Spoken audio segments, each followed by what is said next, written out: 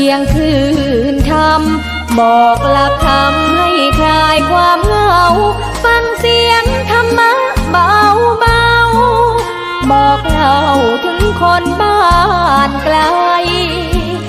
สื่อธรรมะบอกลดละระหว่างด้วยใจสื่อไปถึงสวงในเข้าใจหลักธรรมหลักดีพลิ้วเพลงธรรมถูกสัมพันธ์จิตใจร่าเริงฟังสาระธรรมะบันเทิงรื่นเริงในชีวิตยามวันว่างเดินทางไปเยี่ยมสถานี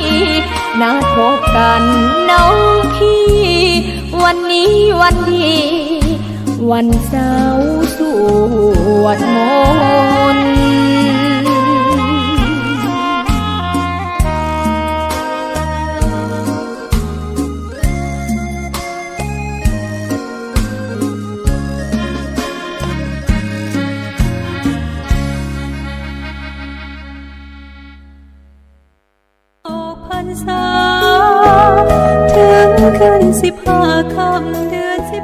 ข่าวสารการกุศลกำหนดพิธีทำบุญทอดกฐินมหาวิทยาลัยเชียงใหม่ประจำปีพุทธศักราช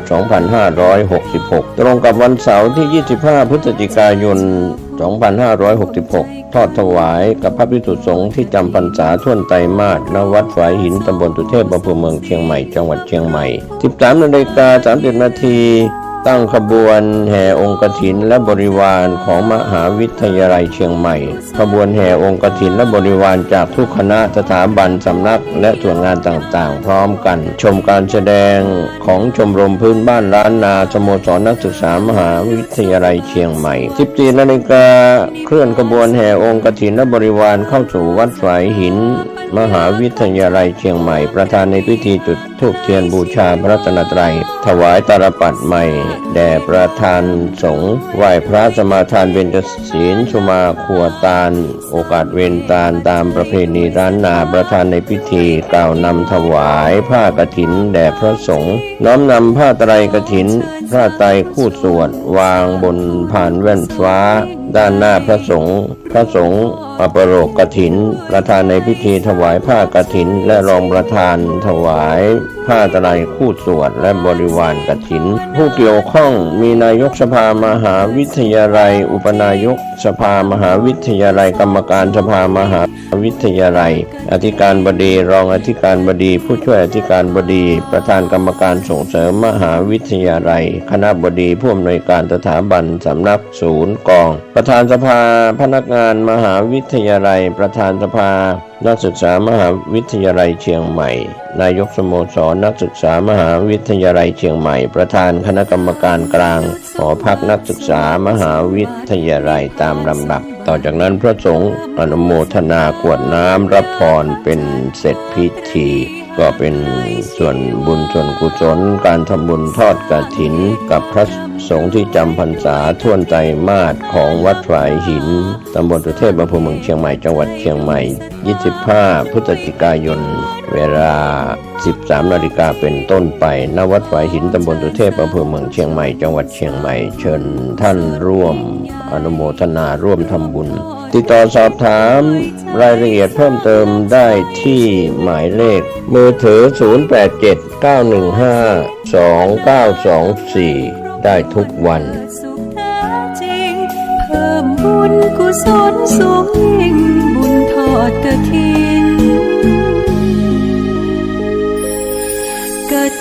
นนาถานิพพานนั่นมันเป็นของเย็นแต่โลกที่เราอาศัยอยู่นี่มันเป็นของร้อนแต่เมื่อเรายังเสวยธาตุขันธ์ทั้งห้าอยู่เราก็ต้องอาศัยโลกอยู่ฉันนั้นแม้ว่าจะเสวยธาตุขันธ์ทั้งห้าอยู่ในโลกแต่นิพพานก็ยังปรากฏชัดอยู่นิพพานังปรมังสุขขังนิพพาน เป็นสุขอย่างยิ่งขอเจริญสุขญาติโยมพุทธศาสนิกชนท่านผู้ฟังทั้งหลายทุกท่านทุกคนวันนี้รายการธรรมะก่อนนอนนั้นก็มาพบกับญาติกับโยมอีกเช่นเคยเป็นประจำทุกวันอังคารตั้งแต่เวลาเดี๋ยวนี้เป็นต้นไปเป็นเวลาประมาณ1 ชั่วโมงโดยประมาณท่านทั้งหลายทุกเจ้าต้องขออนุโมทนานำจิตนำใจของท่านทั้งหลายเป็นอย่างมากที่ตั้งจิตตั้งใจฟังรายการธรรมะก่อนนอนจากตุเจ้าวัดหนองตองรายการนี้ออกอากาศณที่วัดฝายหินอำเภอเมืองเชียงใหม่ในคลื่น 104.50 เป็นประจำทุกวันการดังที่กล่าวระยะนี้ก็ดูเหมือนจะเข้าใกล้ฤดูหนาวมาทุกขณะถ้าฤดูหนาวนี่ญาติโยมเวลากลางคืนนั้นยาว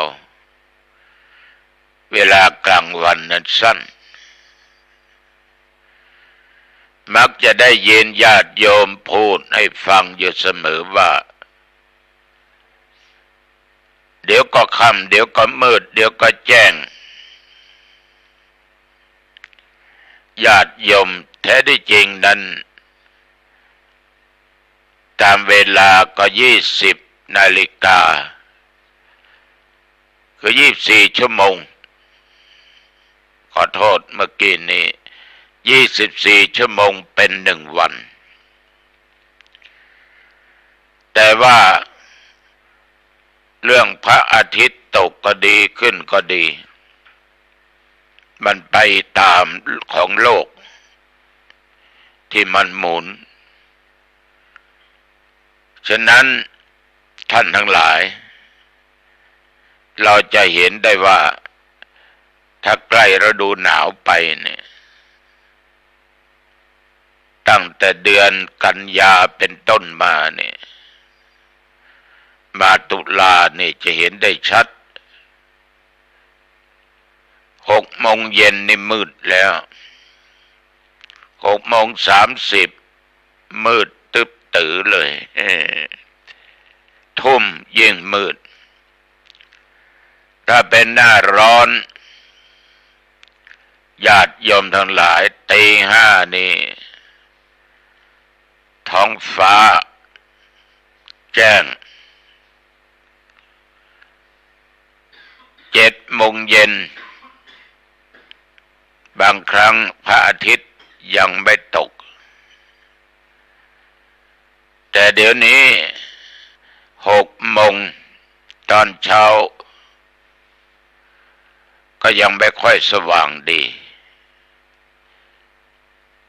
6 โมงเย็นมืดแล้วก็ไปตามกาลตามฤดูกาลแต่ก็24 ชั่วโมงนั่นแหละเป็น1 วันสาธุชนญาติโยมถ้าเราจะมานึกมาคิดเกี่ยวกับชีวิตของเรานั้นมันก็ผ่านไป24 ชั่วโมงก็ผ่านไป1 วันเวลาที่ตุเจ้ากำลังดั่งพูดนี้ก็ผ่านมาหลายนาทีด้วยกันพูดไปนาทีก็มากขึ้นจนถึงใกล้เวลาครบ1 ชั่วโมงการพูดธรรมะอาตมาก็จบ ชีวิตคนเราเช่นเดียวกันมันก็อยู่ไปอย่างนี้แหละใช้กรรมใช้เวรไปสร้างกรรมดีกรรมชั่วไปแต่บางครั้งเราก็ตั้งเป้าว่าจะต้องมีอายุเท่านั้นเท่านี้ค่อยตายแต่บางครั้งมันก็ไม่ทันถึงนะมันก็ชิงไปตายเสียก่อนจะตายโดยอุบัติเหตุหรือโรคภัยไข้เจ็บมันก็ไม่แน่ญาติโยมท่านผู้ฟังฉะนั้นเมื่อมันเป็นเช่นนี้เราไม่รู้ว่าสิ่งเหล่านี้จะเกิดขึ้นกับเราเมื่อไหร่ก็ไม่ดีตั้งอยู่ในความประมาทนะพระเจ้าจะพูดอยู่เสมอและเกือบทุกครั้งต้องตั้งสติให้ดีมีสัมปชัญญะมาช่วยอีกตัวสำคัญคือตัวปัญญา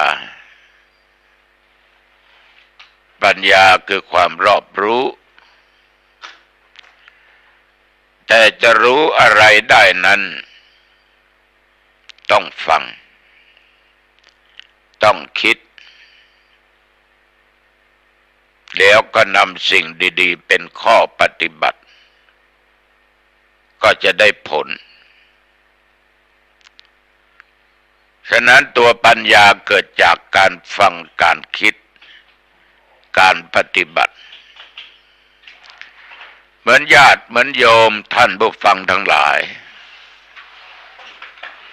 ที่ติดตามฟังรายการธรรมะก่อนนอนบางท่านบางคนก็ได้พบธรรมภาพก็พูดให้ฟังว่าฟังธรรมะก่อนนอนจากหลวงพ่อเป็นประจำทุกคืนวันอังคารเป็นธรรมะแบบง่ายๆธรรมะก็เข้าใจอย่างนั้นนะแบบลูกทุ่งนะฟังแบบสบายทุกเจ้าน้องตองก็พูดไปแบบสบายไม่ซีเรียสกับอะไรใดๆทั้งสิ้นเพราะอะไรไม่ซีเรียสเพราะมีความตั้งใจอย่างแน่วแน่มีสติสัมปชัญญะคุมอยู่ตลอดเวลาแต่บางครั้งนะมันยังจะออกนอกลู่นอกทางอีกเหมือนคนขับรถยนต์ถนนนั้น2 เลน4 เลน6 เลนทางตรงวิ่งไปยังจะออกข้างทางอยู่เพราะอะไรญาติโยมขาดสติเลยหลับในบางครั้งก็ลงจริงๆถ้าไม่เจ็บก็ตายอย่างน้อยรถก็เสียใช่ไหมแต่ตัวเจ้าพยายามไม่ให้ขาดสติสัมปชัญญะอย่างไรก็ตามเราทุกคนนั้นยังเป็นปุถุชนธรรมดาแต่มายังเป็นตัวเจ้าธรรมดานะไม่ได้เป็นพระอรหันต์ไม่ได้เป็นพระอริยเจ้าแต่ญาติโยมมักจะพูดว่าหลวงพ่อเป็นพระอริยสงฆ์แต่มาก็นึกยิ้มในใจไปรู้ได้ยังไง ขนาดตัวเองยังพูดไม่ได้ถ้าพูดนอพอคำกับญาติกับโยมใช่ถ้ามาเป็นพระอรหันต์แล้วโยมไม่รู้หรือ ทุกวันนี้ตมามองเห็น2 ตัว 3 ตัวด้วยนะบางครั้งไปที่ไหนนี่ย่อทางได้นะเหาะได้นะเอาหลงตัวเองไปกันใหญ่นั่นพระอรหันต์แก่ตัวอวดอุตริมนุสธรรมคือสิ่งที่ไม่มีในตนอวดให้เขาฟังขาดจากความเป็นภิกษุสาธุชนญาติโยมอาตมาต้องขอขอบใจนะแฟนรายการธรรมะไปร่วมทำบุญกับอาตมาภาพมากช่วยอาตมาภาพและโยมหมอจัดซื้อเครื่องช่วยหายใจเครื่องมือการแพทย์นะอุปกรณ์ต่างๆเปิดห้อง ICU ไว้โรงพยาบาลหางดงนี่ก็จะทอดผ้าป่าวันที่31 ธันวาคม 2566 เวลา 13 นาฬิกาที่วัดหนองตอง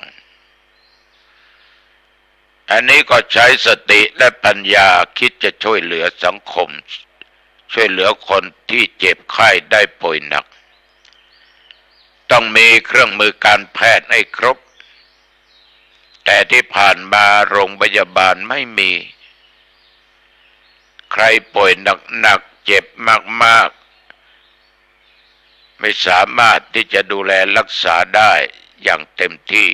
เพราะไม่มีห้อง ICU เครื่องมือการแพทย์ต้องวิ่งไปโรงพยาบาลนั้นโรงพยาบาลนี้เตียงก็ไม่ว่างวิ่งไปวิ่งมาคนป่วยคนเจ็บไปตายเสียกลางทางเดี๋ยวนี้เรียกว่าเอาของเขามาก่อน4 เครื่อง 4 ชุดใหญ่ช่วยคนได้เยอะหลาย10 คนแล้วแต่จะทอดผ้าป่าวันที่31 ตุลาคม ได้เท่าไหร่ยังไม่รู้นะแต่ต้องขอบใจที่ญาติโยมช่วยกันก็ต้องใช้งบประมาณอยู่ประมาณ10 กว่าล้านหรือ10 ล้าน8 ชุดใหญ่สาธุชนญาติโยมนี่ก็เลยออกไปข้างทางหน่อยขออภัยนะขออภัยกับญาติกับโยมเพราะต้องการให้ผู้ฟังมีจิตศรัทธากำจัดตัวกิเลสเงินกูที่ดินกูของกูเกิดความยึดมั่นเกิดความตนีขี้เหนียวไม่ยอมออกมาจ่ายไม่ยอมที่จะเสียสละในการสร้างบุญสร้างกุศลเพราะกูเสียดายโดยลืมนึกคิดไปว่าถ้ากูตายมันก็ทิ้งสิ่งเหล่านั้นไว้ข้างหลังให้คนอื่นเขาใช้ต่อไป ก็แสดงว่ามันไม่ใช่ของเราจริงหรอกแต่เราตายมันก็ตกเป็นของเขาหมดเราไม่มีอำนาจต้องไปหวงอีกตนีขี้เหนียวอีกฉะนั้นญาติโยมตัวกิเลสนี่มันเป็นตัวสำคัญถ้ายังมีโลภโกรธหลงตัณหากามราคะมีกิเลสก็อดไปสู่นิพพานได้เพราะคนมีกิเลสนี้ขี้ตนีขี้เหนียวนั่นก็ของกูนี่ก็ของกูมันไม่เป็นสุขมันทุกข์อยู่ตลอดเวลาเพราะกลัวของกูจะหมดไปกลัวของกูคนจะเอาไปกลัวของกูจะอันตรธานไปเลยเป็นทุกข์ตลอดตาย ก็ไม่ต้องหวังไปสู่ทางสุคตินั่นแหละญาติโยมเกิดมาชั้นหน้ากูต้องพบของกูอีกไม่มีทางเพราะคนไม่ได้สร้างไว้คือสร้างบุญสร้างกุศลที่คุณมีเดี๋ยวนี้ปัจจุบันโลกปัจจุบันเนี่ยเพราะคุณสร้างไว้อดีตชาตินี้คุณจึงมาได้เสวยทรัพย์สมบัติเหล่านั้นฉะนั้นญาติโยมทั้งหลายก็จะไปเป็นปู่โสมเฝ้าทรัพย์นะย่าโสมเฝ้าทรัพย์นะอย่าได้ตายเป็นงูเฝ้าอยู่ที่จอมปลวกนะคนบางคนนั่นนะเอาตังไปฝังไว้ตายได้ไปเป็นงูเฝ้าอยู่ ทรัพย์สมบัติไปเป็นเปรตนั่นเองอะนะญาติโยมท่านผู้ฟังที่พูดนี้เรื่องที่ทำเป็นเรื่องจริงเป็นการช่วยชีวิตเพื่อนมนุษย์เพื่อนร่วมโลกเดียวกันให้หายจากอาการเจ็บไข้ได้ป่วยเพราะเรามีเครื่องมือการแพทย์อย่างดีฉะนั้นตัวเจ้าจึงนำมาประกาศบอกให้ญาติโยมละชั่วทำดีละบาปมหาบุญละกิเลสมุ่งสู่ทางนิพพานท่านทั้งหลายนิพพานเป็นของเย็นโลกที่เราอาศัยอยู่เป็นของร้อนผมอยู่ห้องแอร์หลวงพ่อฉันนอนห้องแอร์ไม่เห็นร้อน ถึงเดือนมาคุณก็ร้อนแล้วค่าไฟมันร้อนค่าไฟเท่าไหร่5-6 พันโอ้ยตายใช้แค่นี้ต้องเสียค่าไฟตั้ง5-6 พันเหรอ เกิดมาเป็นจังหวะที่เราไม่มีมันจะทุกข์จะลำบากขนาดไหนญาติโยมโลกที่ว่าร้อนเพราะโลกมันเร่าร้อนด้วยตัวกิเลสตัณหายมลองสังเกตดูฆ่ากันตายเกือบทุกวันชิงดีชิงเด่นกันยื้อแย่งอำนาจหน้าที่ตำแหน่งกันไม่ว่าภายในภายนอกนะมันร้อนแต่ทุกอย่างนั้นถ้าเกิดขึ้นตามธรรมชาติเนี่ยมันเย็นเหมือนหน้าหนาวนี่อากาศมันเย็นตามธรรมชาติหน้าร้อนอากาศก็ร้อนตามธรรมชาติของมันหน้าฝนมันก็ตกลงมาตามธรรมชาติของมันเราจะไปยับยั้งมันไม่ได้ฉะนั้นในโลกนี้มีถึงหนาวถึงและมีทั้งหนาวทั้งร้อนแต่ร้อนสิ่งเหล่านี้เราป้องกันได้ให้เย็นได้เรามีพัดลมอยู่ใต้ต้นไม้นอนห้องแอร์สบายแต่มันร้อนจะอยู่ที่เย็นที่ไรก็ตามถ้ามีกิเลสมีตัวตัณหาเนี่ยมันร้อนเพราะมันไม่พอเหมือนทุกวันนี่โยมมี100 ล้านอยากได้พันล้านอยากได้หมื่นมีหมื่นอยากได้แสนมีแสนอยากได้หลายๆแสนล้านเป็นล้านมีดิน10 ไร่20 ไร่พื้นแผ่นดิน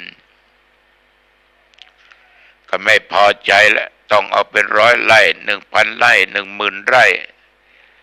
โดยลืมนึกคิดไปว่ากูตายไปแล้ว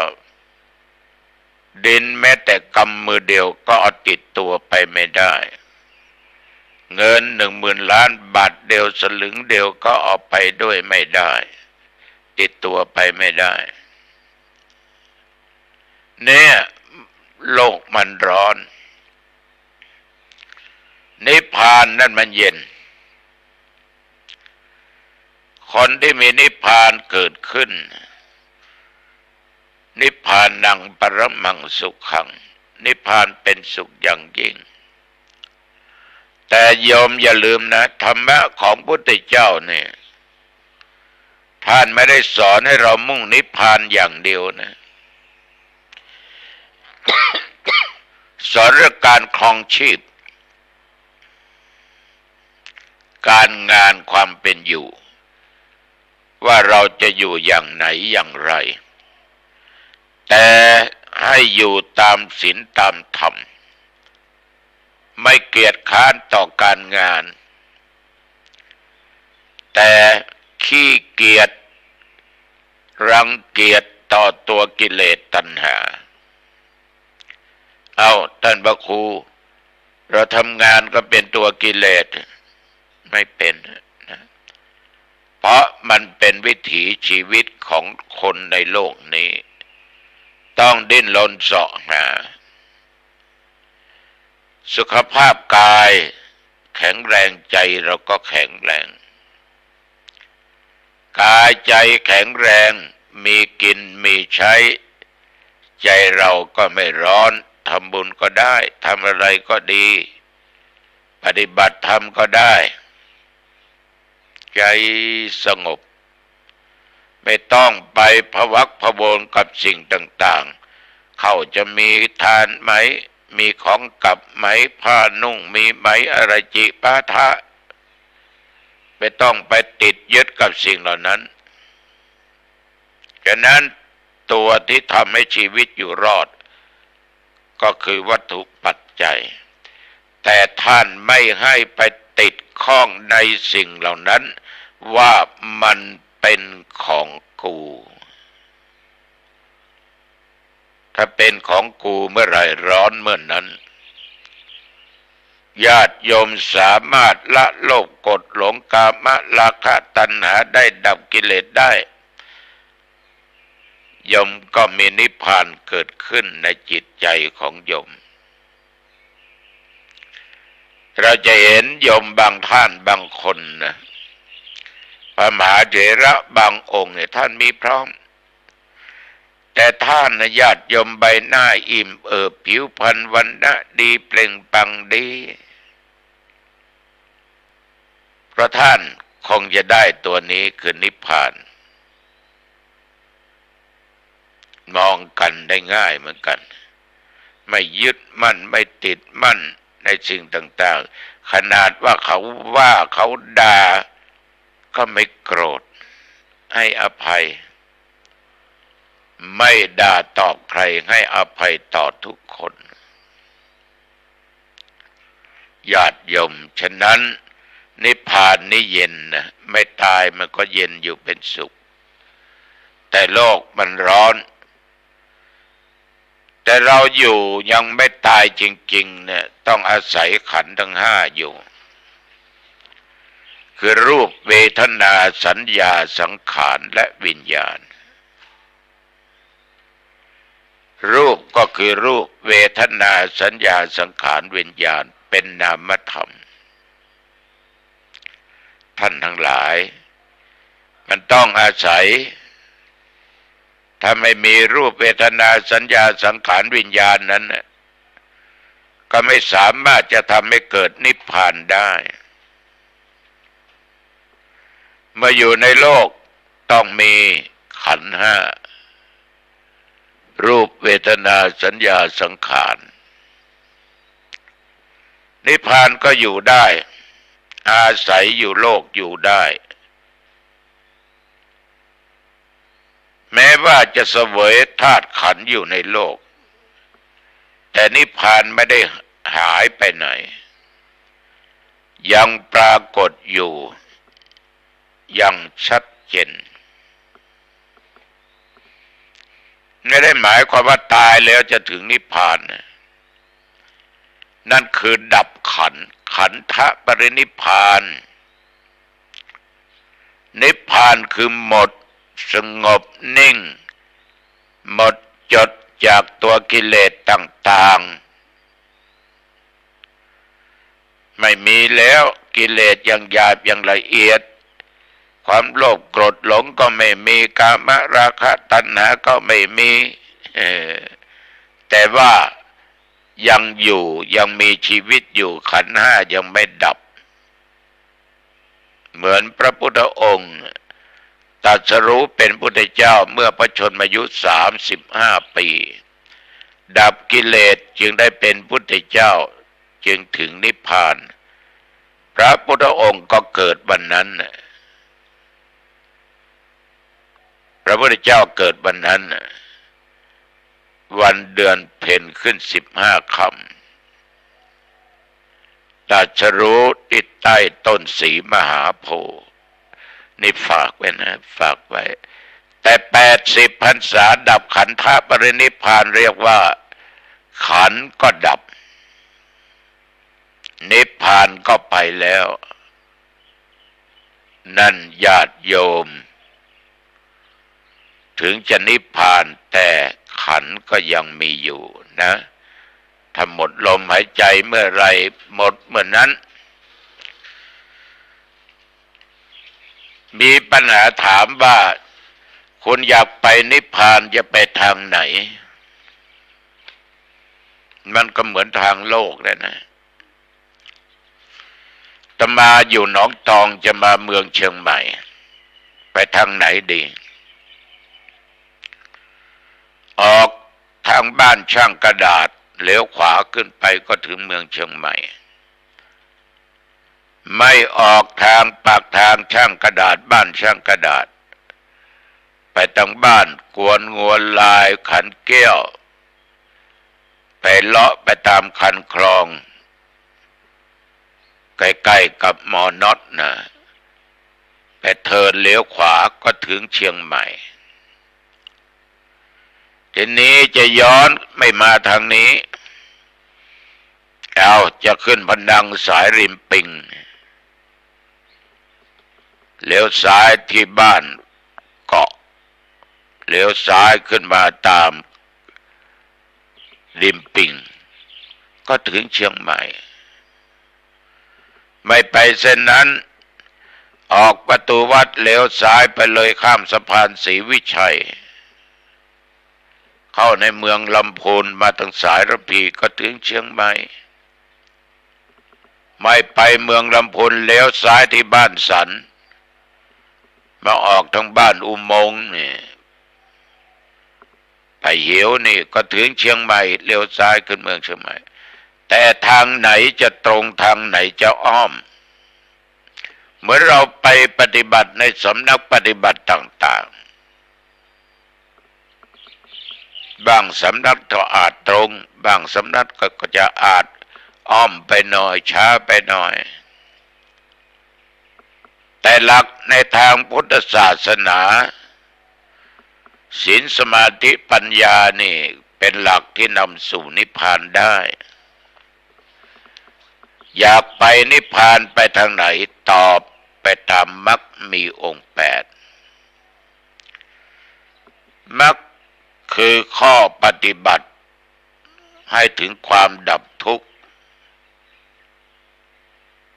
ก็ดับตัณหาทั้ง3ตัวมรรคนี่มีอยู่8 เส้นเขาเรียกว่ามีองค์8สัมมาทิฏฐิปัญญาอันเห็นชอบคือเห็นสิ่งนี้ทุกสิ่งนี้เหตุเกิดทุกสิ่งนี้ความดับทุกสิ่งนี้ข้อปฏิบัติให้ถึงความดับทุกข์แล้วก็เห็นสิ่งที่เป็นจริงคืออริยสัจ4ทุกข์สมุทัยนิโรธมรรคนั่นเองญาติโยมความทุกข์เกิดจากเหตุคือตัวตัณหาคือกิเลสนั่นนะ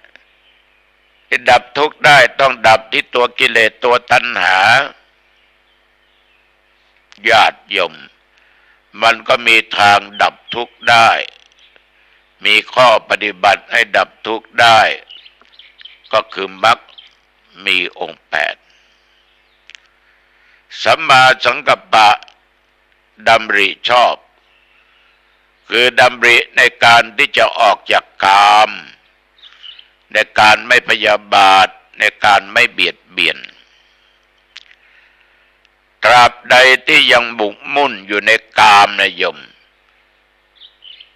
ในรูปในเสียงในกลิ่นในรสในการสัมผัสของนิ่มของนวลของแข็งนะยังหมกมุ่นอยู่ในสิ่งเหล่านี้และธรรมารมณ์ต่างๆที่ชอบไม่ชอบ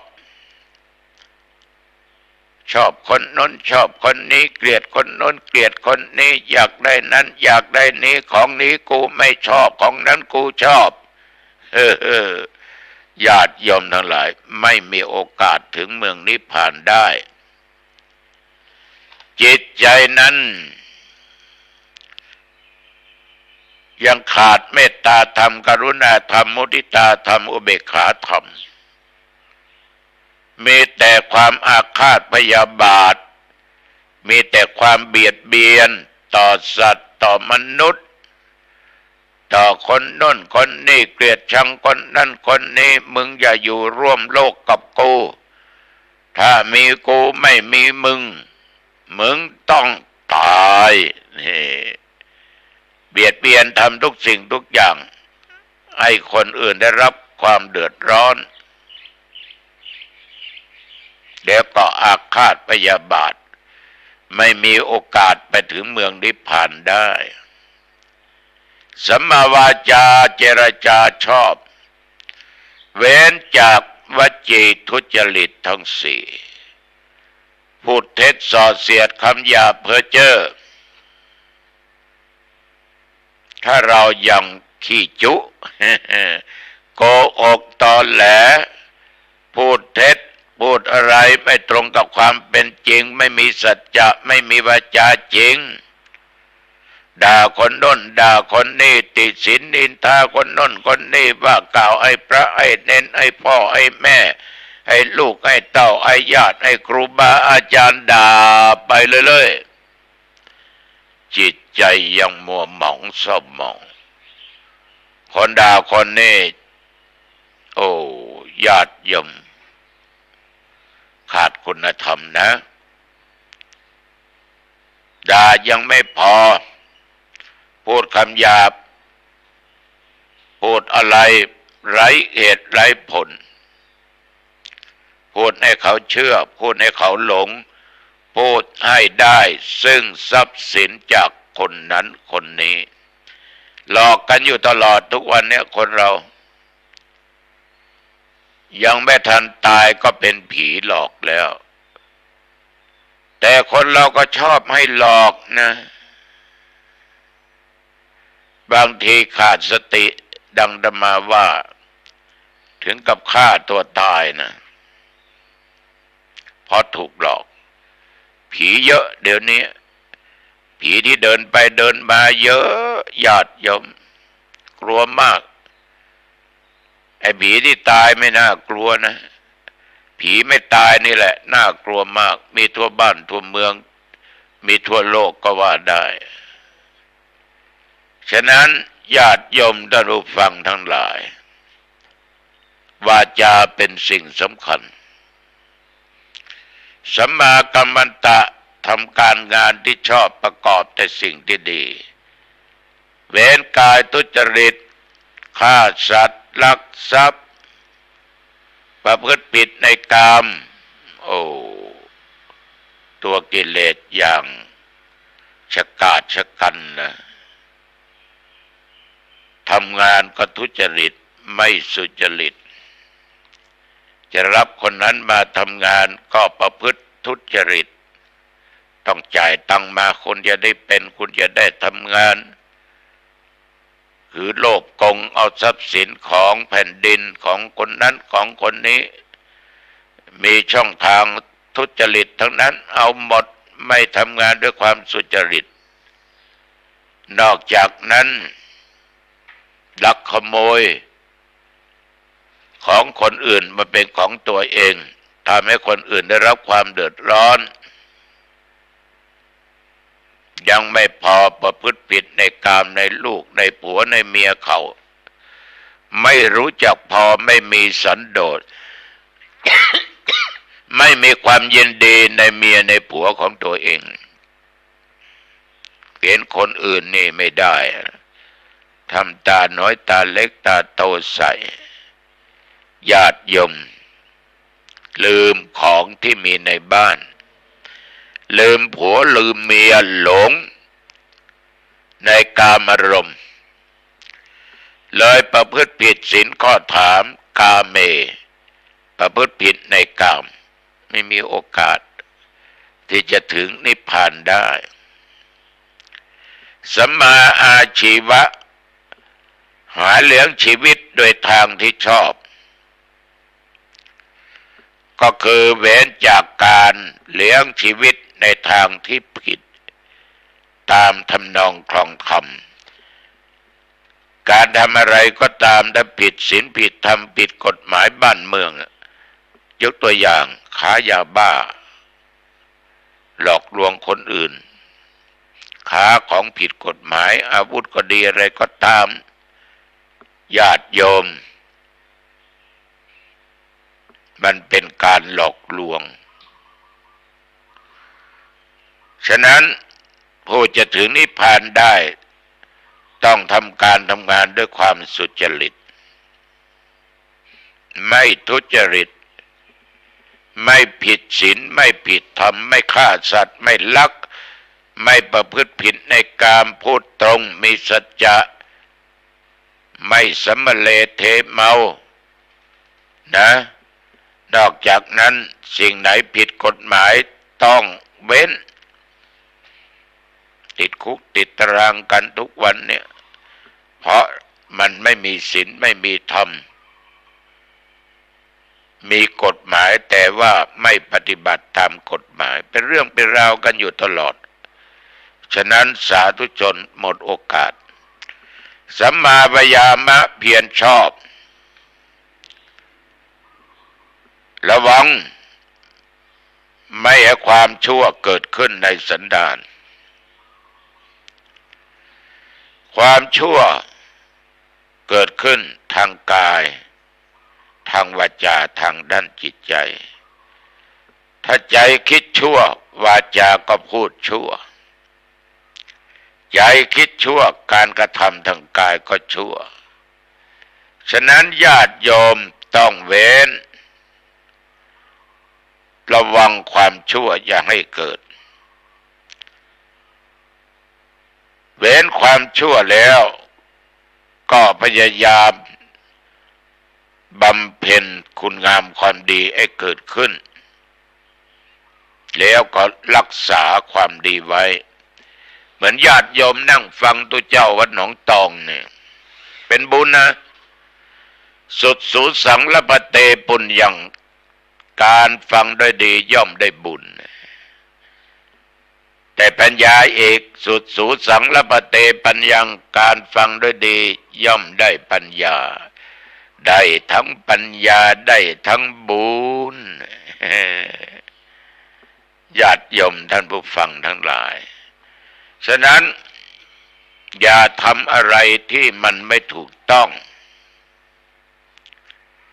อย่าทำชั่วละชั่วและทำดีรักษาความดีไว้เหมือนกับเกลือรักษาความเค็มสัมมาสติคือต้องมีสติประการสำคัญสติปัฏฐานสี่ได้แก่กายเวทนาจิตธรรมนี่หลวงปู่ทองถ้าใครจะไปศึกษาเกี่ยวกับการเจริญสมาธิภาวนาวิปัสสนากรรมฐานนี่หลักการปฏิบัติของหลวงปู่เอาแบบสติปัฏฐานสี่กายเวทนาจิตธรรม วัดมหาธาตุก็สติปัฏฐานทุกวันนี้อาตมาภาพถึงไม่มีสำนักอาตมาก็ปฏิบัติเองด้วยสติปัฏฐานพิจารณาทางกายนะแล้วก็พิจารณาทั้งเวทนาและทางจิตพิจารณาไปทางธรรมานุปัสสนาเพราะทำสี่อย่างนี้ญาติโยมทำให้รู้เห็นความเป็นจริงว่าเป็นเพียงแต่สิ่งนั้นเท่านั้นเป็นเพียงแต่สมมุติเท่านั้นไม่ใช่สัตว์ไม่ใช่บุคคลไม่ใช่ตัวเราไม่ใช่ตัวเขาแต่ทุกวันนี้เราทั้งหลายยังมีมึงมีกูมึงด่ากูทำไมมึงว่าไอ้กูทำไมเนี่ยยังเป็นอย่างนี้อยู่ ญาติโยมยึดมั่นตัวเองเป็นอัตตาเป็นตัวเป็นตนฉะนั้นการปฏิบัตินั้นยึดเอาสติปัฏฐานสี่ต่อไปสัมมาสมาธิตั้งใจไว้ชอบคือเจริญฌานทั้งสี่ได้แก่ปฐมฌานทุติยฌานตติยฌานจตุตฌานมักมีองค์8คือหนทางปฏิบัติให้ถึงความดับทุกข์ถึงนิพพานได้ก็เป็นทางสายกลางนะโยมนะมัชฌิมาปฏิปทาเป็นทางสายกลางสัมมาทิฏฐิสัมมาสังกัปปะจัดเข้าในหมวดปัญญาสัมมาวาจาสัมมากัมมันตะสัมมาอาชีวะจัดเข้าในหมวดศีลสิกขา